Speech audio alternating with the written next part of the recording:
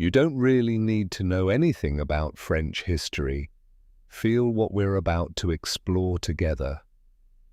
A quiet evening settled over the narrow street.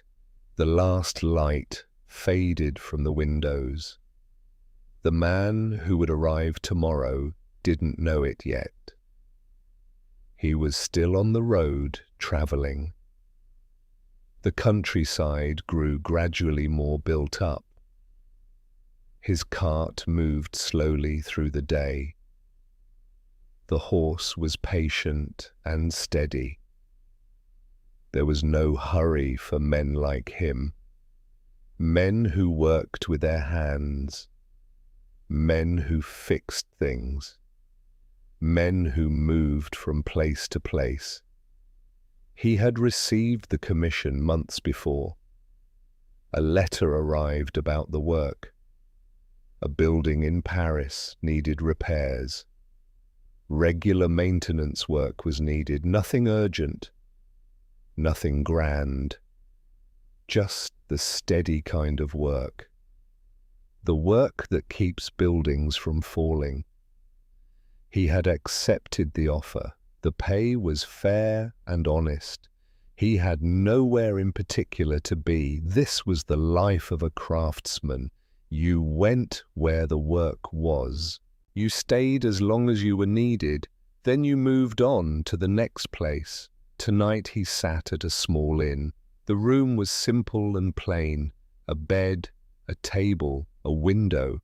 The window looked out onto a courtyard.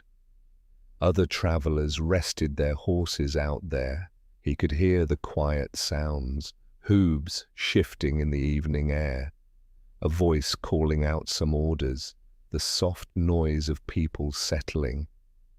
He ate a simple meal that night, bread and cheese and thin wine. The innkeeper asked what brought him to Paris. He explained about the work needed.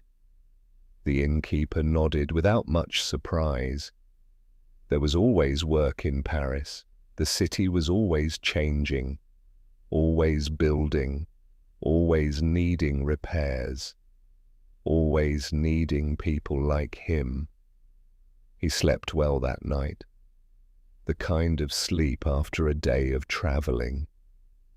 Deep and uncomplicated rest came easily. He woke before dawn as usual. The world was still dark outside. He lay in bed for a moment, listening to the sounds of the inn, servants moving in the hallways upstairs, a door opening somewhere close by, someone feeding the fire below him. He rose and dressed himself quietly. He packed his few things away. Everything he owned fit in one bag. This was the life he lived. You didn't accumulate many things. Things were weight. Weight was burden. The journey into Paris took several hours. As the morning progressed, everything changed. Countryside gradually gave way to buildings. First, scattered houses appeared slowly. Then small villages came into view. Then the density began to increase. More structures, more people, more noise. The quality of light changed too. In countryside, the light was open. It was clear and very direct. In the city, it was different. Light bounced off stone and glass.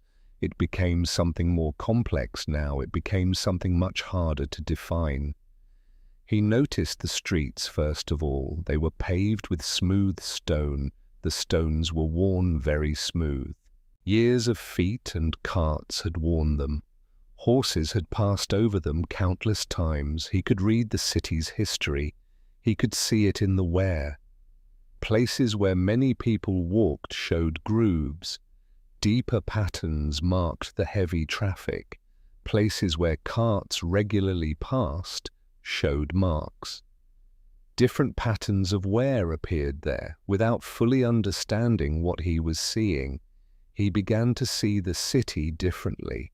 He saw it as something living, something with its own rhythms inside, something with its own patterns too. The building where he would work was special. It was located in a better district. The streets here were wider and longer. The buildings stood taller in this place. They were more carefully constructed here. Windows had glass in them inside, not just wooden shutters for closing. The stones were fitted with great care. This wasn't a district for working people, or if they worked for others. They worked for people with money. He understood this without anyone telling him. The woman who opened the door was calm. She was of middle age and wise. She had grey hair that showed. She didn't try to hide the grey. She wore clothes that were fine, but not flashy or bold-looking. Simple, practical, but well-made. Made from cloth that was quite good. She greeted him with quiet courtesy. There was no coldness in her manner. She told him her name then. She told him what repairs were needed. She showed him to his small room. It was clean and very simple. It had a window that looked out. The window faced the building's courtyard. It was more than he expected. Many buildings didn't house their workers inside. He had assumed he'd find lodging elsewhere. But this woman had prepared a space. It suggested she meant him to stay. The work began right away. There were locks that needed fixing, doors that hung unevenly on hinges, windows that didn't close properly anymore. Stones in the courtyard had shifted. They needed to be reset again. The kind of work that never ended. There was always something needing attention. He settled into a rhythm quickly. He woke up very early each day. He worked all through the day. He ate his simple meals in peace. He slept his sound sleep at night. The building itself was worth observing. It was old. Very old indeed. The stonework showed different time periods, different eras of repair and change. Some stones were placed centuries ago, others were more recent in date. He could read the building's history. He could see it in the structure. He saw how foundations were reinforced. He saw how walls had been braced. He saw old sections joined to new. Each repair told its own story. Each one showed past necessity. Each one showed problems that were solved. People faced practical problems back then. They solved them as best they could. The people in the building became familiar. There was a housekeeper who managed. She managed the daily operations smoothly. A groundskeeper who tended the gardens. A cook who worked in kitchens. A young woman as a companion to the older woman. These people worked with great efficiency. They understood their tasks through long years. They didn't speak much to each other, but they were cordial when they met. They understood his role in this place. He was there to do necessary work. That understanding was actually quite enough. The rhythm of the building became clear. There was a pattern to the sounds. Certain times when doors opened and closed, certain times when the courtyard was busy, certain times when it was very quiet. The cook worked early in the morning. The housekeeper moved through rooms at midday. She checked on things, directed younger workers. The groundskeeper worked in the gardens. He worked mostly in the afternoons. The older woman moved less predictably. Sometimes she was in the library, sometimes she was in her private rooms, Sometimes she stood in the courtyard. She stood there looking at something he couldn't quite see clearly. He worked on the locks with care. Locks were actually his specialty in life. His father had been a locksmith. His father before that was too.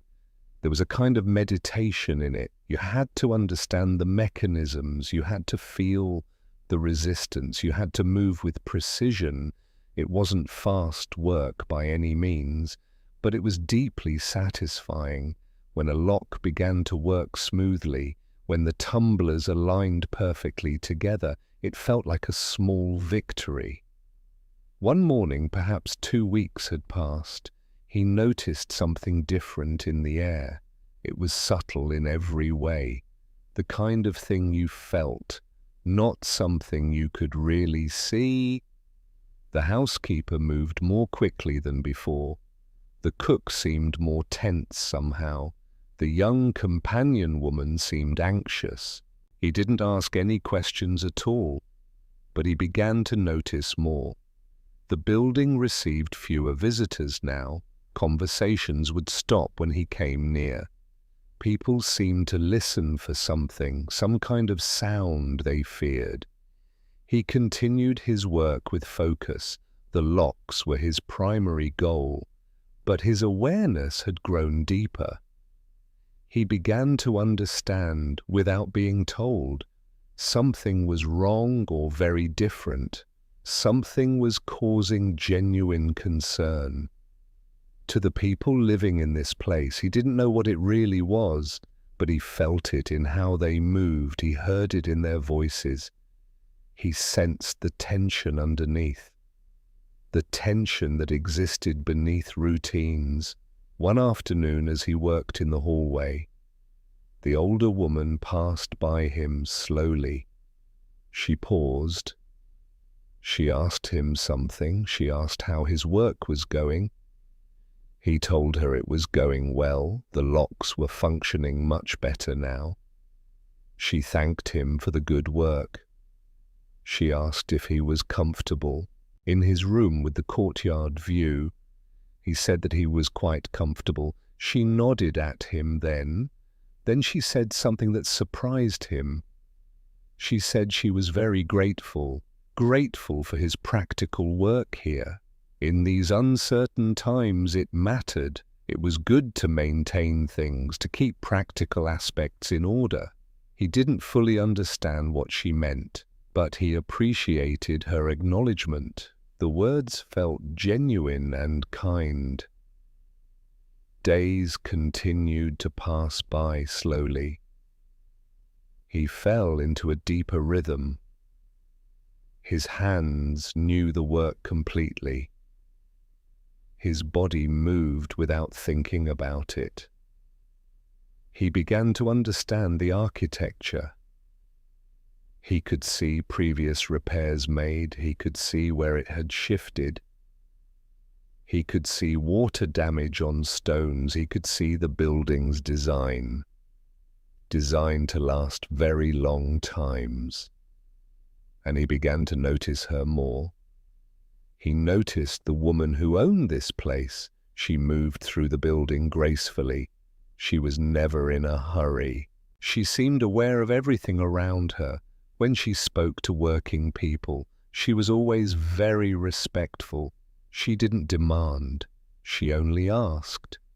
She thanked people for their work. Once he saw her in the kitchen. She was helping the cook with something. She wasn't supervising the work at all. She was simply lending her own hands, lending them to work that needed doing. He found himself wondering about her.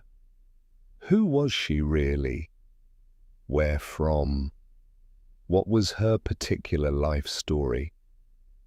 But he didn't ask these questions. They weren't questions that were his to ask.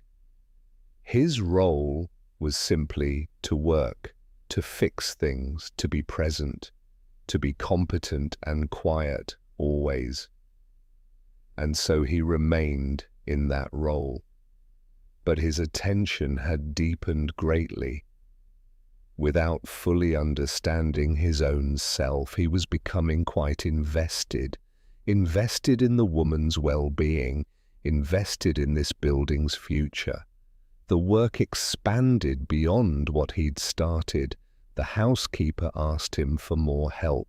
She asked if he could repair something, a bedroom drawer that wouldn't open properly. The cook asked him for something, a drawer in the kitchen was stuck. The groundskeeper asked if he could help. A fence was leaning too far. It needed to be reinforced again. The building kept presenting him with tasks. He completed them all with great care. And with each task completed, he became more woven into this place. He became more woven into this life, the daily operations of everything here. One morning he heard different voices, not loud, but with urgency in them.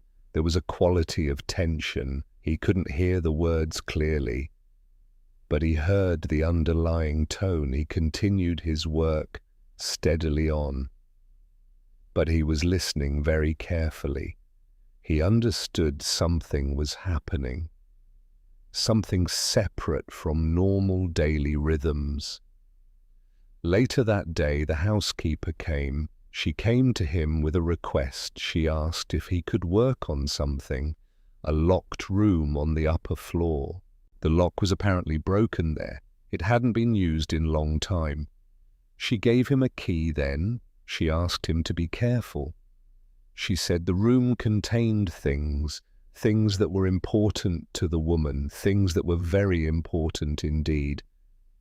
He agreed right away to do it. This was his work, his job. This was what he had trained for. When he opened that locked room, he understood immediately why it was locked. It was filled with so many things. Books. So many books everywhere. More books than he'd ever seen. He'd never seen so many in one place. Paintings hung on all the walls, furniture made with the greatest skill, objects that suggested great education, objects that suggested means, suggested wealth. The room had been sealed up, as if someone had made a decision, the decision that what it contained, what it held, had to be protected, or perhaps needed to be hidden. He worked carefully on the broken lock. He didn't touch anything else in there. But as he worked, his eyes took notes. He saw titles on book spines, French, but also other languages too. He saw paintings that seemed important, paintings that depicted significant scenes. He saw furniture that was clearly old, inherited, passed down through time. The room spoke of a life that had been different once, that had contained learning and beauty, access to things not easily found. When he finished with the broken lock, he locked the room again carefully. He returned the key to the housekeeper. He didn't ask questions at all, but his understanding had deepened greatly. The woman was educated, quite cultivated. She came from a world of books, a world of art and thought, and that world had to be hidden, had to be locked away somewhere. He didn't understand the reason why, but he understood it truly mattered. The atmosphere of the building shifted more. It became more tense, more careful, more quiet than it had been. One day there was a knock, a loud knock at the front door, the kind of knock that meant authority. It meant someone official had arrived. He was working in the courtyard. When he heard that loud knock sound, he heard the door open wide. He heard voices that sounded formal. Then there came a period of silence. He continued his work in the courtyard, but his full attention was focused on what was happening inside. He heard multiple footsteps moving around. He heard the sound of doors opening, doors closing as they moved through. He understood something very significant was happening, that someone official was searching the building. He remained there in the courtyard. He continued his work on things. Time seemed to move quite differently now. Minutes felt much longer than usual. Eventually the footsteps came back down. The voices returned to the hallway. Then the front door opened and closed. The official visitors had finally left. The building returned to complete silence. He saw the woman an hour later. She was standing in the courtyard. She looked exactly the same as always. But there was something that had changed, a weariness that hadn't been there before, as if something had been taken, not taken physically from her body, but something essential had been taken. He wanted to ask if she was well, but he didn't say anything at all. It wasn't really his place to ask. His place was to work, to be there, to be present and steady always. And so he continued his work in silence. The days that followed had changed quality. The woman seemed to move more slowly, as if the search had affected her, not just emotionally but physically too. But she continued her daily routines. She continued to be kind to the people who worked for her. She continued to acknowledge his good work. One evening, as work was finishing, he found the woman in the courtyard. She was sitting alone by herself. She seemed to observe the space, the quality of the fading light, the way the stones held warmth. She looked at him as he came near. She didn't speak to him, but her expression was quite open. It was inviting him to simply be, to be present without much talking. He sat on a bench nearby, not too close, but close enough to be companionable. They sat in silence as light faded. The courtyard began to cool around them. Shadows began to lengthen on the ground.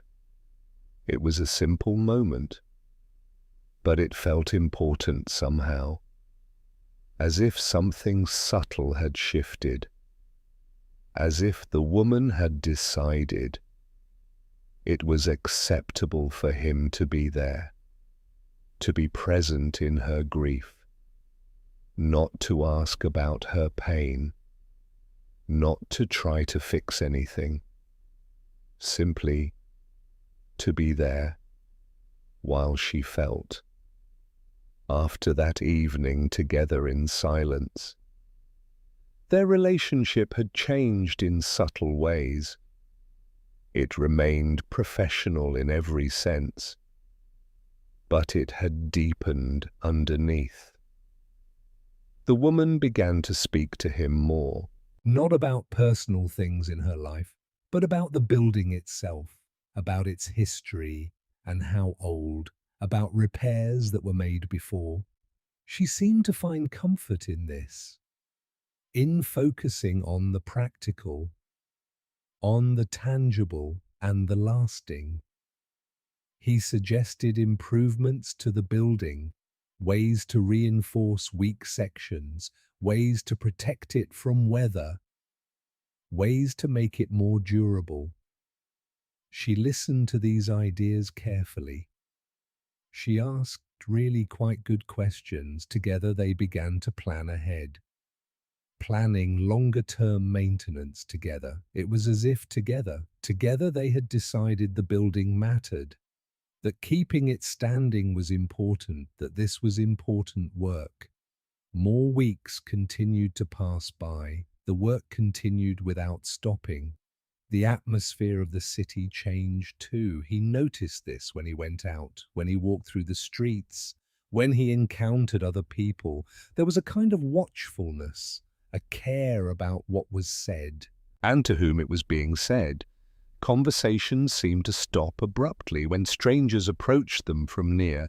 People seemed to be measuring each other, deciding if they could be trusted. He didn't fully understand what was happening, but he could feel it. And he began to realize something. The anxiety inside the building reflected something much larger, something happening beyond these walls, something causing fear in the city. One afternoon, the woman asked him something. She asked if he would come to the locked library room. She wanted to show him something. He followed her up the stairs. She opened the door to that room. The room filled with all those books. She stood in the doorway for a moment, simply looking at all the things. Then she asked him a question. Which books did he think mattered? Which ones were the most important? He was quite surprised by this. He told her he wasn't educated, that he didn't know much about books or learning in general. She smiled at him slightly. She said that education wasn't really required to understand which things actually mattered, that sometimes people who worked with hands understood value in different ways. They spent an hour in that room.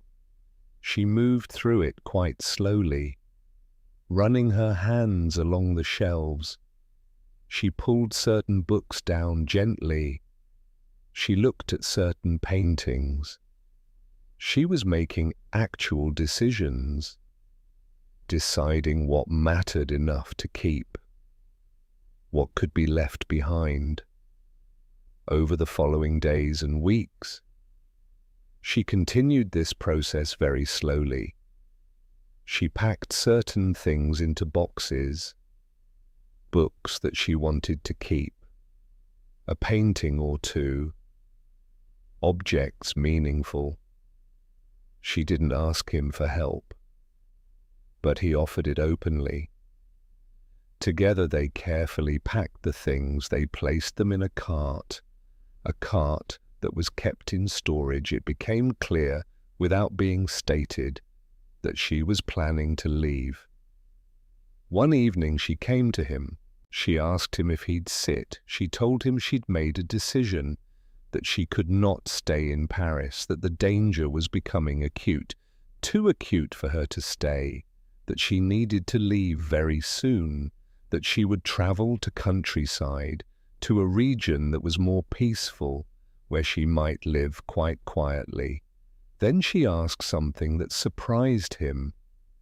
She asked if he would come. She asked if he would go with her. He didn't answer immediately. He understood she was asking. She was asking something significant.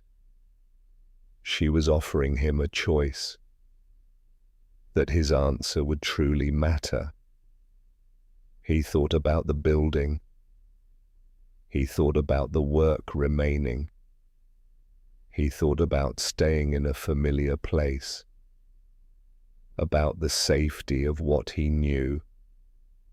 But he thought also about her strength, her kindness, about the way she moved through her world with grace despite the fear. He thought about his choice, to stay and be safe, or to go into uncertainty, to go with someone he respected. He told her yes. He told her he would go. He told her he would travel with her. She closed her eyes for a moment. When she opened them again, there was something like relief, something like gratitude in her eyes. She thanked him for his loyalty. She said it was quite rare, that she was very grateful. The next days were spent preparing. They arranged for the cart and horse. They made sure they were both ready. They packed what needed packing. They prepared the building for their leaving. They didn't move very quickly. There was no panic in their preparation, only a careful, methodical process of getting ready for what came, of deciding what could be left and what needed to come along. On the last evening at the building, they walked through the rooms together. The housekeeper and groundskeeper understood. The cook knew what was happening. They said quiet goodbyes together. There was sadness in these goodbyes, but also deep understanding. The woman had been good to them. They would miss her greatly. But they understood what she needed. They understood she had to go. They moved through the courtyard one last time. The woman stood and looked at the space where they sat, the space where they had shared, where she had shared her burdens, with him without using words. Then she turned and moved toward the cart.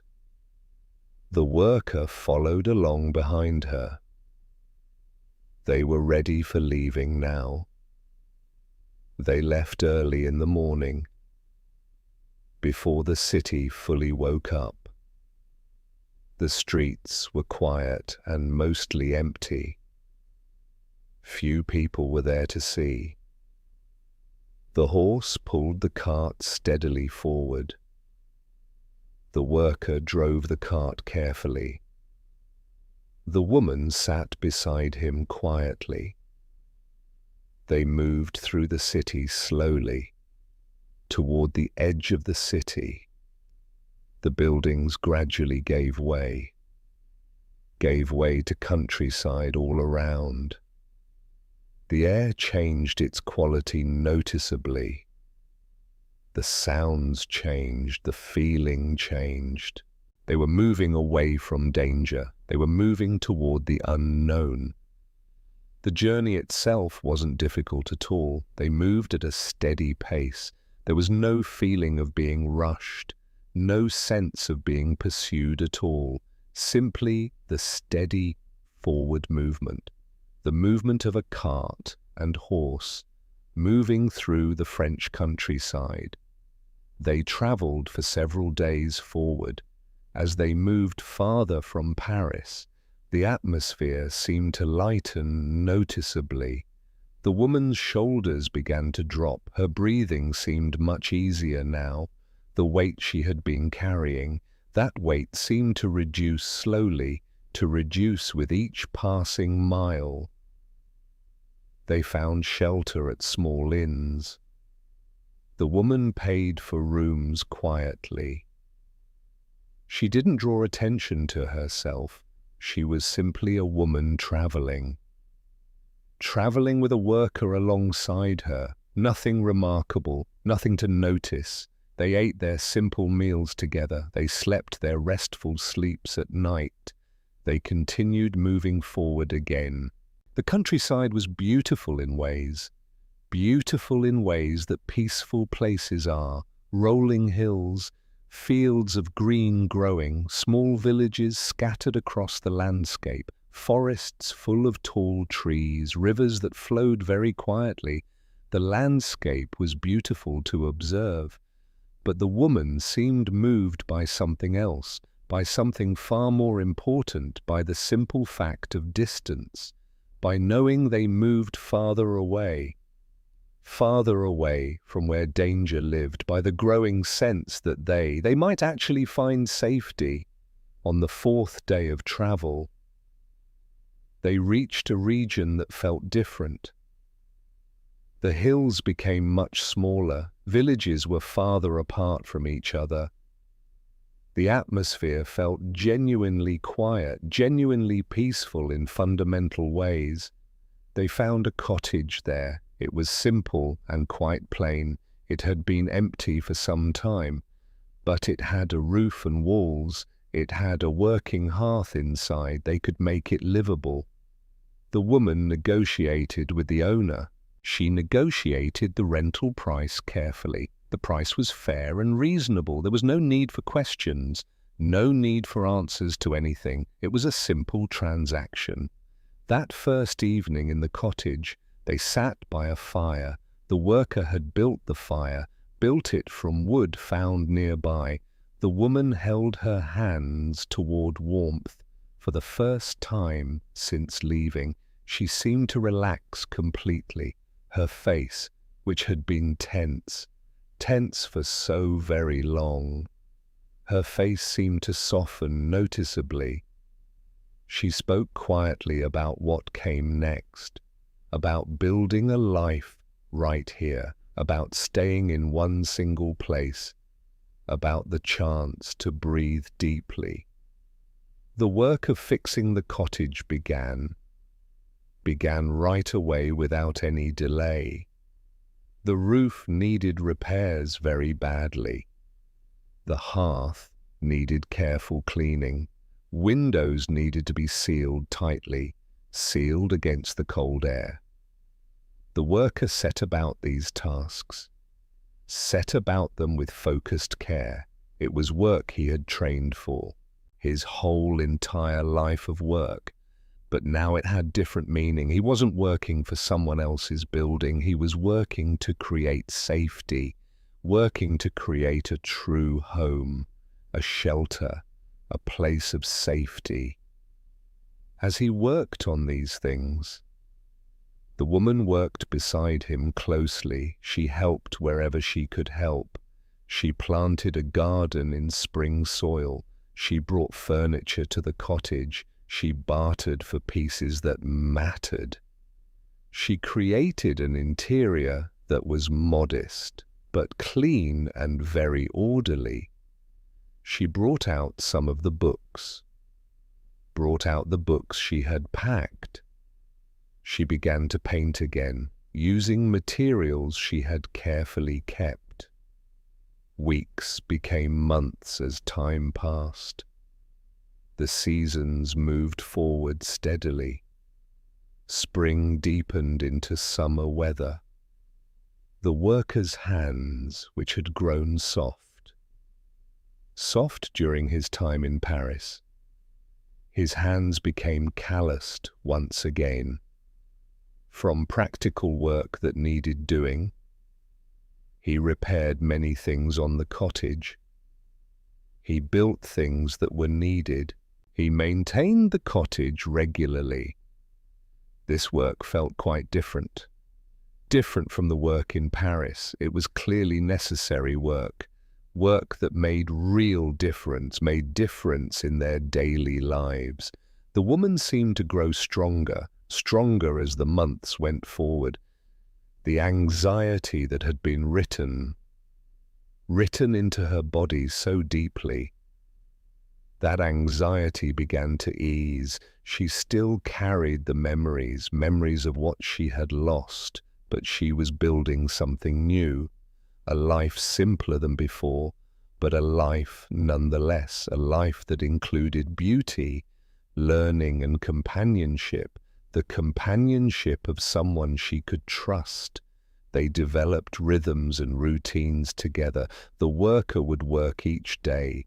The woman would tend her garden. She would work on her paintings. She would complete practical tasks needed.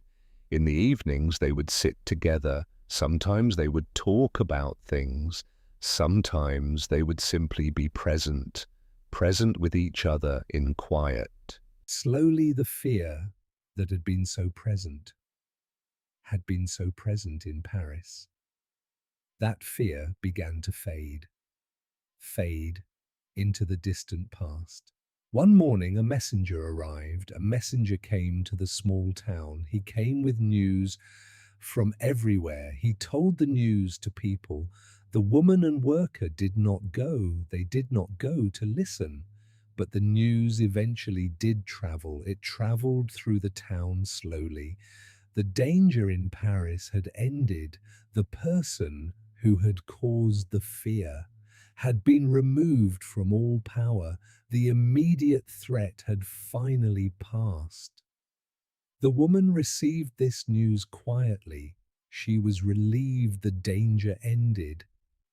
but she didn't want to go back. Return to Paris where she'd lived. That world was completely gone now. It had been destroyed entirely. Destroyed by what had happened there. She could not go back. Return to what had existed before. She could only move ahead from where she was. And where she was here, in this cottage, in this garden. This quiet life.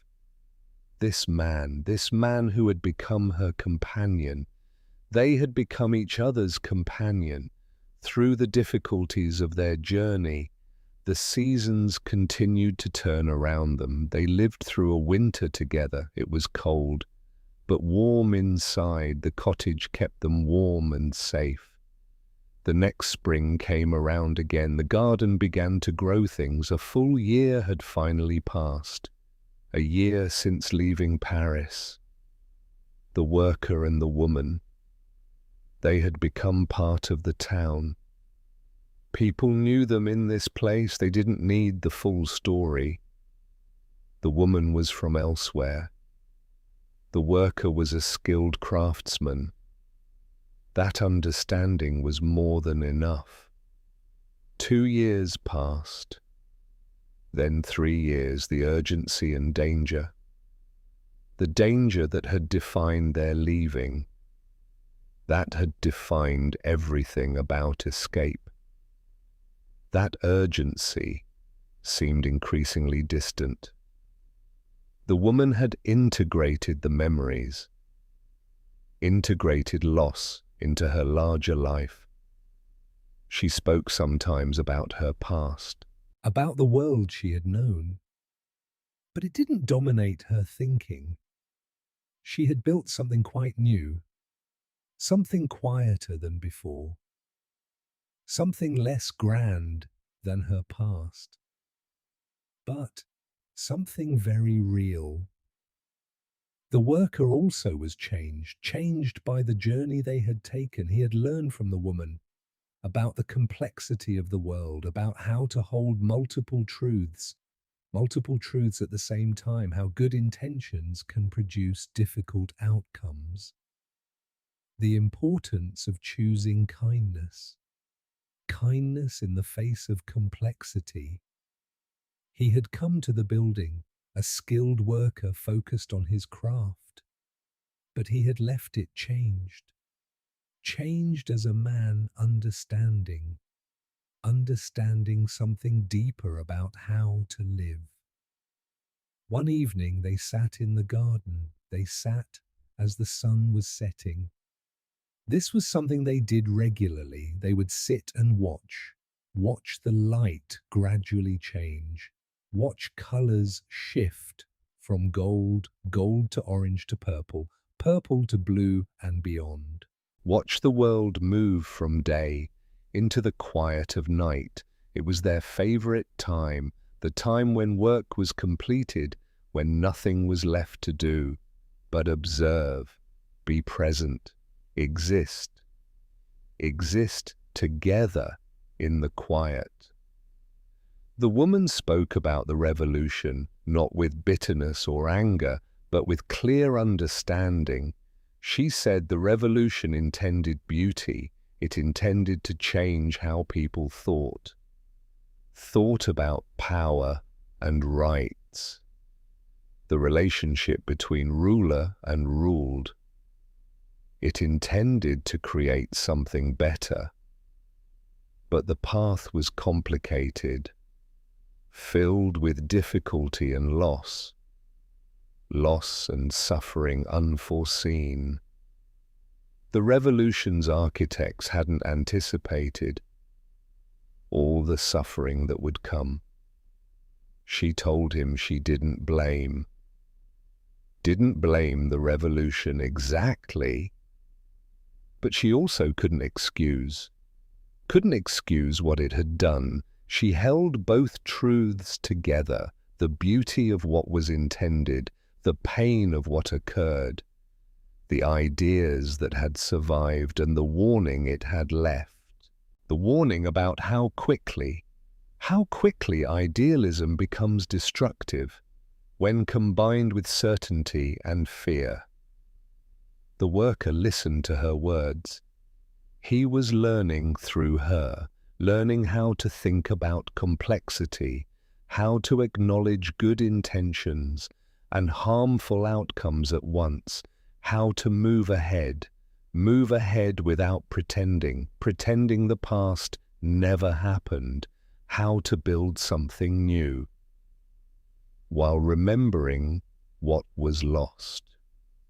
Another year had passed. Then, another year after that, the cottage had become established, very much established in the landscape. The garden had become productive, producing food and flowers. The woman's paintings accumulating on the walls of the home. The worker continued his work, but now much of his work was for the town. He had developed a reputation as a skilled craftsman. People brought him things to repair. People asked him to work on their own buildings. He became known, became trusted, became part of the community fabric. The woman and the worker, they had an understanding together, an understanding without speaking. They lived together in this place. They worked together as partners. They had become essential to each other's survival, but they also maintained boundaries. They respected each other's privacy. They gave each other space. This arrangement seemed to work. It seemed to be quite enough. One afternoon, as they worked in the garden together, the woman paused for a moment. She looked at the worker. She asked him if he was happy. It was a direct question, the kind that requires real answers. He thought about the question. He thought about the life they built, about safety, about work, about companionship that was real. He told her yes. He told her he was quite happy, not in a way that erased the difficulty they had lived through, but in a way that acknowledged that they had survived it, that they had built something worth actually having, that life was genuinely good, even if it was quieter, even if it was less grand than the woman's life before. The woman smiled at him then. She said she was happy too, that she had lost so much, but she had also gained the knowledge she could survive, that she could endure difficulty and continue forward anyway, that there were people like him, people who would stand beside her, that there was still beauty. Beauty still existed in the world, even after everything bad. As the light faded that evening, they sat on a bench, they sat there in the garden, they didn't speak to each other. There was nothing more to say. They had told each other the essential things that mattered. Now they could simply exist together in peace, could watch the world change color, could breathe together gently, could feel the peace that comes from knowing you are safe, you're not alone, that the worst is behind you. The evening deepened into night. The stars began to appearing in the darkening sky. The sounds of the day diminished. The insects began their evening songs. The air cooled slightly. The world slowed down. And the world grew quiet, the woman and the worker. They remained in the garden. They remained until it was dark. until there was nothing to see except the stars above them. Then they rose up slowly. They moved inside the cottage.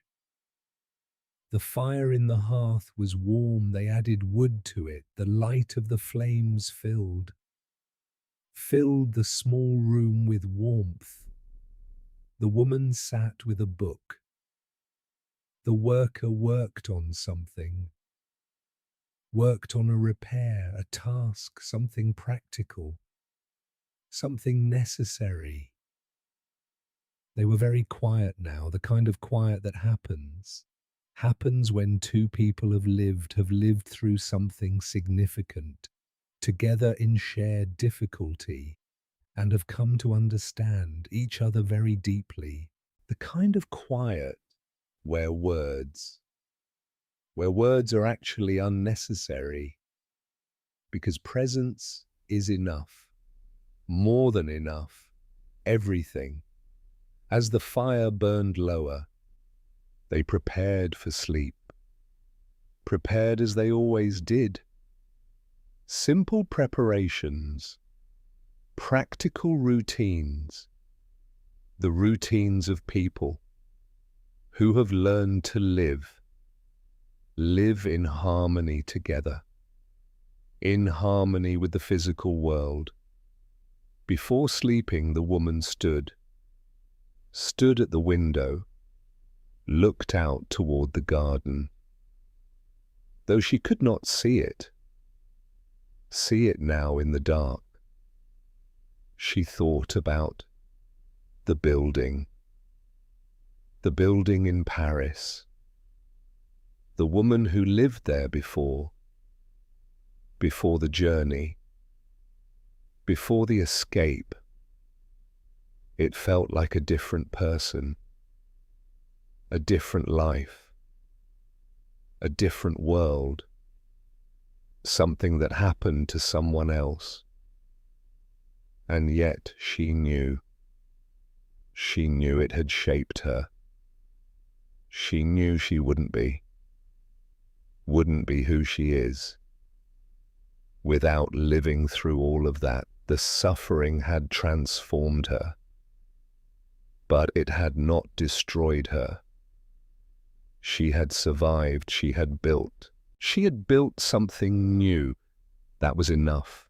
That was everything. The worker fell asleep before the woman did, the kind of deep, uncomplicated sleep that comes when a person has done real work and feels safe. The woman lay beside him. She thought about the journey, their journey together as partners, a journey that had begun with a simple transaction, a worker coming to fix a building, and it became much larger than either of them. A shared survival, a shared rebuilding, a shared life together now. She thought about the choices that had led them to this moment, the choice she had made to leave the city, the choice the worker had made to accompany her, the choices they had made each day to continue, to work, to build, to be kind to each other, even in the face of difficulty. These choices had created the life they lived, created the peace around them, created the safety that allowed them to sleep without any fear. As she drifted towards sleep, the woman felt gratitude that was deep and very quiet. Not gratitude for the suffering, but gratitude for having survived, for having found someone to travel with, for having been able to build something new, for the fact they were here in this cottage, in this small town, in this life that was theirs. The night deepened around them, the fire in the hearth. The fire burned lower, burned down to embers. Outside, the world was quiet. The garden was at rest. The town was sleeping. In the distance, Paris continued its turbulent transformation. But here, in this cottage, in this simple place, there was peace, there was calm, and the gentle sound of two people breathing together. There was the warmth of a fire that was slowly fading. There was the knowledge that tomorrow would come again, and with it more work, more routines to follow, more moments of quiet companionship. And that was enough. That was more than enough in a world that had proven how quickly everything could change, how quickly danger could arise, how quickly a life could be turned upside down. The simple fact of having enough, of having safety, of having someone beside you, of having work that mattered, of having a home. This was everything. As sleep took the woman, her last thoughts were of tomorrow, of the work in the garden, of the repairs still needed, of the quiet routines, the routines that made up the texture of days, of the meals they'd share, of the moments of stillness, the moments when they'd sit together and watch the world move through its changes, of the life they'd built together from loss, from fear and difficult choices, a life that was genuinely good against all odds. The moon was rising now, though neither was awake to see it. Its light fell on the cottage, fell on the garden beyond, fell on the small town sleeping around them. The moon had risen and set thousands of times. Before this night arrived, it would rise and set thousands of times. After this moment passed, the worker and woman, they were simply two people